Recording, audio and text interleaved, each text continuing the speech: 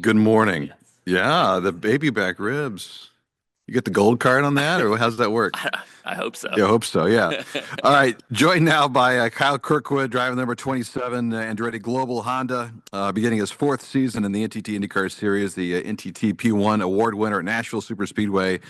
Finished a career best seventh in the championship in 2024. Looking for much more in 2025. And how's the offseason treating you so Yeah, far? it's been good. It's been a long off season. I would definitely say.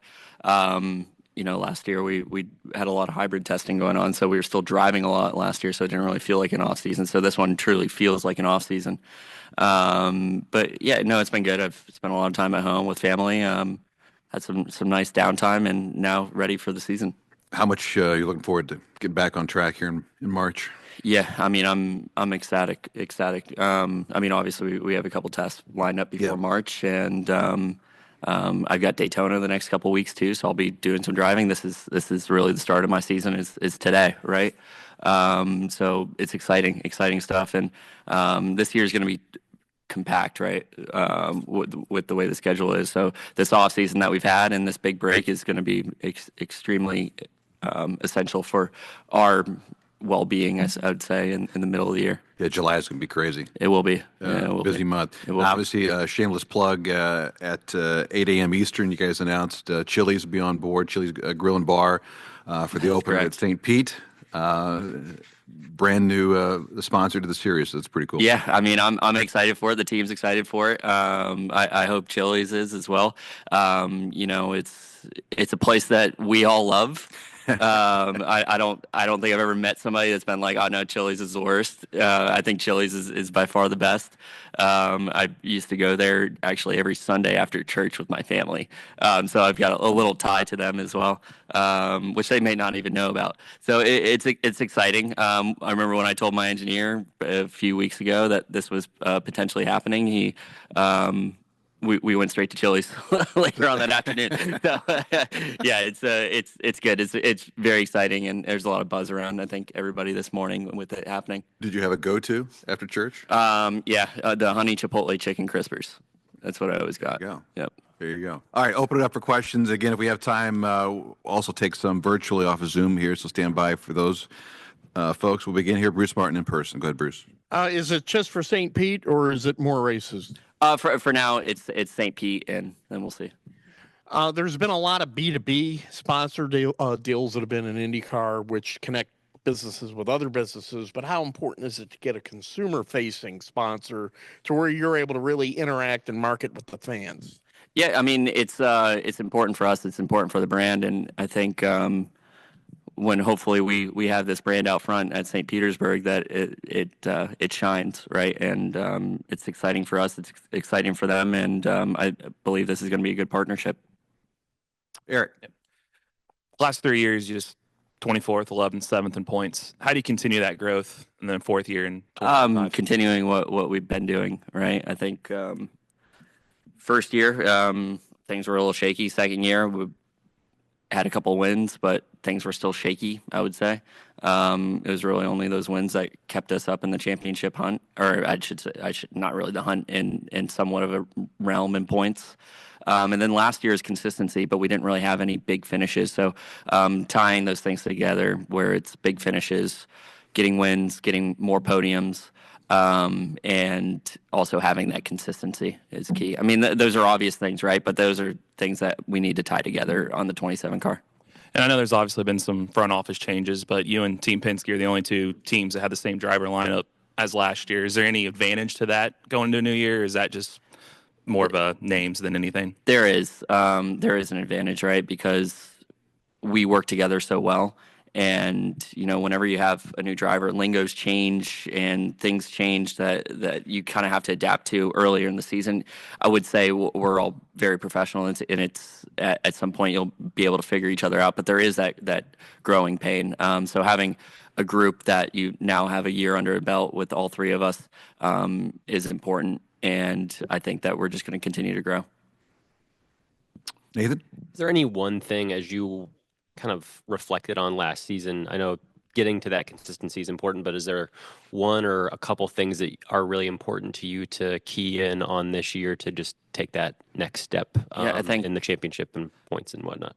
I think one of the key things I'll take from last year is oval performance. I think as the year progressed, my oval performance got a lot better, and continuing that trait through this year will be very important for me because that's somewhere that I needed to excel on. Yeah, I mean, I had decent finishes, never had anything big, right? And I think Nashville for me was my best oval performance, getting a pole there and then leading a lot of the race. And unfortunately, things happened, and we didn't really have a shot at the win. In the middle because of what happened in the middle part of the race, but we at least had a shot for a long period of time, and for me, it gave me the confidence, a taste of what I need out of the shorter ovals to now carry into the season. I know it's kind of been alluded to a little bit, but I know Michael Andretti played a big role in your career, giving you a chance in Indy Lights, bringing you over in your second IndyCar year. To not have him around the team as much as he would have been the last couple of years since you joined Andretti Global. What's this transition been like in your eyes, seeing Michael take a little bit of a step back? I mean, we only see it as positives within the team. Obviously, Michael's still around. He's not like he's vanished, right? I think he'll still play a role in the team, and for us, obviously, I have that connection with not only Michael but with everybody on the team, and I think we're excited to go forward. And obviously, Dan and Michael have a plan, and their plan seems to be coming together. So we're excited. Anyone else in person? Mary? Stand by for the mic. Thanks. Kyle, can you elaborate a little bit on where you're going to be testing before St. Pete? And would you like to see more testing allowed during maybe the preseason because of how compact the schedule is? So the obvious test is Sebring, right? That I think we all go to. I don't know if I'm allowed to speak about another test, if I'm being honest. So I'm just not going to. Right. But I'm sorry. And your other question was?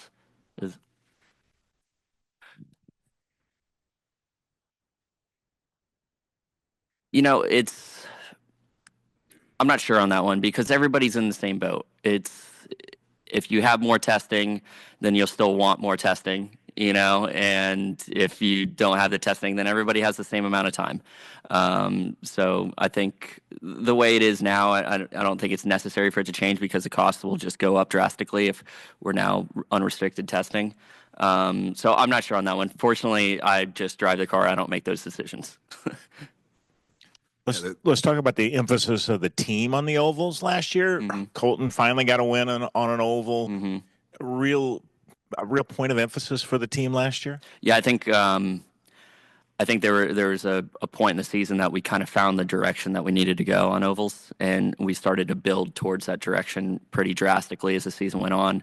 And I'd say now with this long off season, we've had a lot more time to build on it. So I think expectations going into most ovals now will be very high from our group, and we look forward to seeing what we can actually do out there. Joseph's commercial. Did you have a favorite favorite little aspect of it? Of course, the pillow part. Yeah, of course, the pillow part. That was a great commercial. That was phenomenal. I love to see that. Anyone else in person? Let's try to take a couple off of Zoom. Dan Jones from Dive Bomb Motorsports. Go ahead, Dan.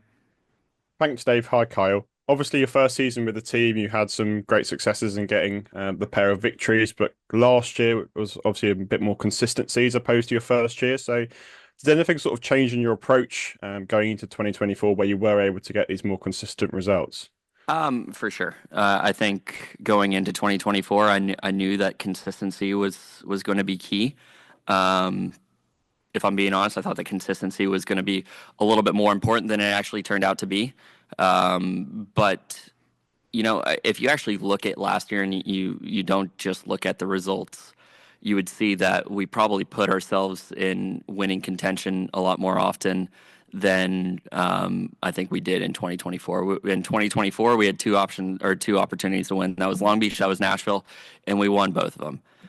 Last year, we gave ourselves an opportunity at I think it was Road America. We were leading the race. Laguna Seca, we were leading. Detroit, we were leading.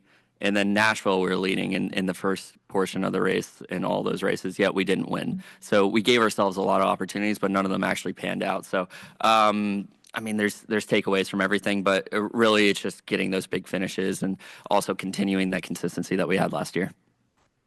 And around the team, and obviously, especially in Colton's name, there's been a lot of chat about Andretti and the Cadillac F1 entry. So, from your perspective, would you be interested in such an opportunity? And do you feel you almost deserve an opportunity if one arose for yourself? I mean, only time will tell, right? But for me, of course, it would be of interest. But at the same time, I love what I do here in IndyCar. It's what I always aspired to be, was to be an IndyCar driver. It keeps me in the U.S. It keeps me at the place where I grew up, right? I was born and raised in Jupiter, Florida, and I still live in Jupiter, Florida. And I love that about IndyCar is it keeps Americans at home, at least. It's give and take in either direction. Of course, I'm interested, but I wouldn't be upset if I wasn't given the opportunity, if you understand. Yeah, thanks, Carl. Best of luck for the year ahead. Thanks, Dave. Thank you. Thanks, Dan. Let's take one from Eddie, Motorsports Today. Go ahead, Eddie. Thanks, Dave. Hey, Kyle. Eddie Kalegi, Motorsports Today. You already mentioned how this season going in feels a bit more compact to you, and last year had to feel a bit disjointed with the hybrid coming in the second half of the year. So, in terms of your approach heading into the season, what's different this year compared to last year? Not a whole lot. I would say the hybrid was actually extremely fluid. The transition from non-hybrid to hybrid. I think there was a lot of questions in the air going into it, whether it was going to work or if it was going to cause mayhem within the championship, and it really didn't. It was a very fluid change and very productive, I think. At least so for this year. I mean, given that it's more compact, it doesn't really change much. It's honestly harder on the teams than it is for us drivers, because the turnaround time is not very long. So for us drivers, I mean, we go back and we take a day off and then we go back to training or preparing for the next race. The teams, they won't really get that luxury. So it's really going to be trying to manage that and trying to keep the teams in a good state of mind through the middle part of the season. Thanks, Kyle. Appreciate it. Of course. Thanks, Eddie. Unless there's anything else in person, we'll wrap it up. There is a series, back to your point, Mary, there's a series test. It's February 17th and 18th at Sebring, which is the big systems check for everyone leading up to the opener at St. Pete, roughly 10 days after that. So there is that test. All right. Anyone else? Have a great content day. Perfect. Enjoy your time here at the Indianapolis Convention Center. Loving it. Okay, so far. perfect. All right, great.